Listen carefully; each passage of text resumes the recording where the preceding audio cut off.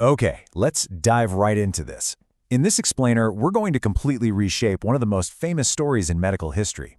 I mean, we've all heard of Louis Pasteur, right? The legendary French microbiologist. His name is literally stamped on the milk we drink every single day. But the story of his greatest triumph, the first successful rabies vaccine, is actually a massive dual narrative. On one hand, it's this celebrated medical miracle that saved countless lives.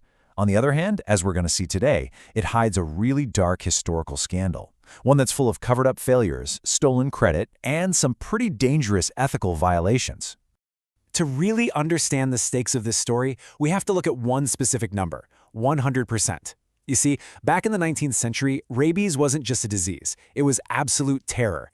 If you got bitten by a rabid animal, you were stuck in this agonizing waiting game.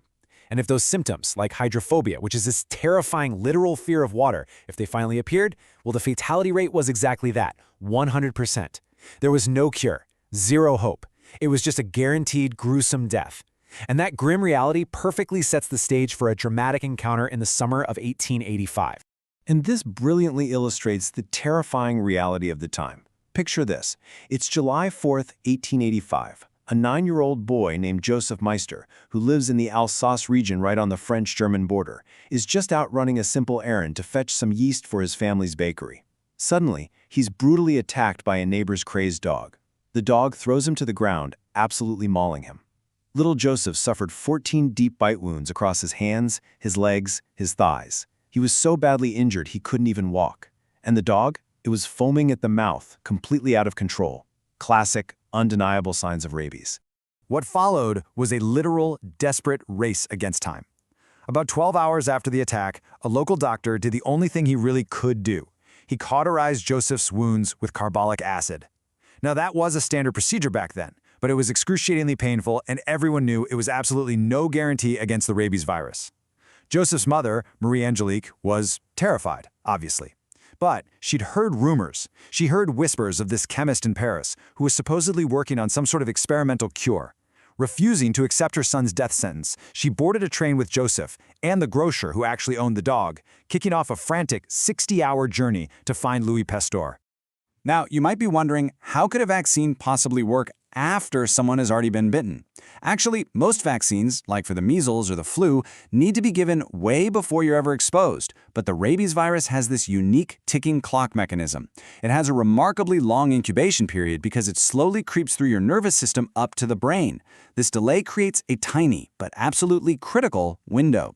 The concept is called post-exposure prophylaxis, or PEP. Basically, if you can administer a vaccine quickly enough, you can actually train the body's immune system to mount a defense and destroy the virus before those fatal symptoms ever begin. So when Joseph finally arrived at the lab, Pasteur faced a massive dilemma. He wasn't actually a licensed medical doctor. His degrees were in chemistry and physics. If he treated the boy himself, he'd be breaking the law. So he brought in a colleague, Dr. Jacques-Joseph Grancher, to physically administer the injections. Starting on July 6th, they put this 9-year-old boy through a grueling 12-injection regimen over 10 days. And get this, these shots were made from the dried spinal cords of infected rabbits. They started with the weakest, most attenuated form of the virus. Then, day by day, the doses became progressively stronger, culminating on day 10 with an injection of a fully virulent, fully deadly rabies virus. And then, they just waited. The days slowly turned into weeks, but those dreaded symptoms, they never came. It was nothing short of a miracle. Joseph Meister actually survived. This monumental success proved to the entire world that a post-exposure rabies vaccine was really possible. Joseph essentially became patient zero for practical vaccinology. The news absolutely exploded globally, elevating Pasteur to the status of an international, unquestionable hero. It even sparked a massive fundraising campaign that led directly to the founding of the legendary Pasteur Institute in Paris back in 1887. Now, what's really interesting about this slide is the incredible mythology that eventually surrounded Joseph Meister's life, and more specifically, his death. Joseph actually went on to work for decades as a loyal gatekeeper right there at the Pasteur Institute. The popular legend, the one you might have heard, says that in 1940, when the Nazis invaded Paris, a 64-year-old Meister bravely shot himself rather than let German soldiers open and pillage Louis Pasteur's crypt. It's an incredibly heroic story, right? A man fiercely protecting his savior. But looking at the historical archives reveals a much darker, much more tragic truth. Meister actually took his own life by turning on a gas stove. He was completely overcome with despair because he mistakenly believed that his wife and daughters, who had fled Paris to escape the bombings, had been captured or killed by the Germans. In a really heartbreaking twist of tragic irony, his family returned safely to Paris just a few hours after his death. It's a devastating end for a man whose childhood survival brought so much literal hope to the world. But that huge gap between the heroic myth and the messy reality of Joseph Meister's death is actually a perfect metaphor for our explainer today. We love to celebrate the triumph, but what if the history books only tell half the story? What if the grand architect of this miracle, Louis Pasteur himself, was hiding something pretty massive? For well over a century, Pasteur was viewed as an absolute moral paragon, basically the perfect, flawless scientist. But in the 1970s, his private, handwritten laboratory notebooks were finally made available to researchers. And in 1993, a historian from Princeton named Gerald Gayson published an absolute bombshell analysis of these notes. Diving into Gayson's analysis of Pasteur's actual daily records exposed a really startling contrast. The pristine, heroic public myth of Louis Pasteur, it was heavily engineered. The private reality was completely full of deceptions. Gavison's research uncovered some shocking ethical breaches. First off, Pasteur had staged a highly public, super dramatic demonstration of an anthrax vaccine on sheep. He told everyone the vaccine was created using his own oxygen attenuation method. But his notebooks reveal he actually used a chemical method, potassium bichromate, that was developed by a rival scientist named Jean-Joseph Henri Toussaint. Pasteur deliberately concealed this just to steal the credit. But oh, it gets worse. Remember how Joseph Meister was supposedly the very first human to ever receive the rabies vaccine? Yeah, Pasteur's notebooks show he had conducted at least 2 secret human trials before Joseph. One was a 60-year-old man who left the hospital after a single injection and just disappeared. The other was a 10-year-old girl who received 1 injection and tragically died before the second could even be given. These were completely scrubbed from his pristine public narrative. So the crucial point is this. When Pasteur presented the Joseph Meister miracle to the world, he confidently assured the public and the scientific community that his vaccine had been rigorously tested. He famously claimed he had safely tested it on dozens of dogs with absolutely perfect results before ever attempting to treat the boy. Well, Gayson's review of the notebooks proved this was a flat-out lie. The specific preparation method used on little Joseph Meister had only just been decided upon.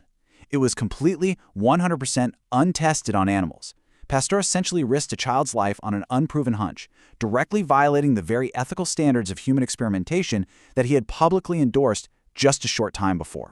Gayson's analysis really perfectly summarizes the reality of his legacy. He wrote, Pasteur's science is thus portrayed as an irreducibly social enterprise involving both the scientist's pursuit of his private interests and ambitions and the more public system of scrutiny, criticism, and approval. And that brilliantly captures the truth of the man behind the microscope.